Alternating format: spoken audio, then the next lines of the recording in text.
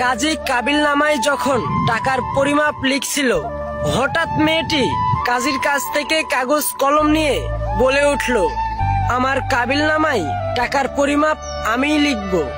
আমি যা লিখব আমাকে তাই দিতে হবে।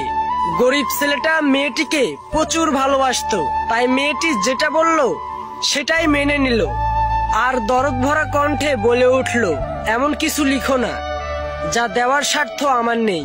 আমি গরিব হতে পারি, কিন্তু তোমাকে কখনোই ছেড়ে যাব না।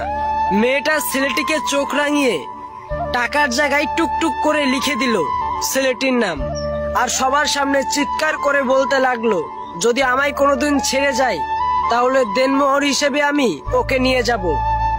আজ কান খুলে শুনে রাখুন সবাই, প্রতিটি স্বামী স্ত্রীর সম্পর্ক বেঁচে থাকে বিশ্বাস আর ভালোবাসায়। আর আজকের সমাজে তো দেনমোহরকেই বেশি প্রাধান্য দেওয়া হয়। টাকাওয়ালা ছেলে দেখেই মেয়েকে বিয়ে দেওয়া হয়।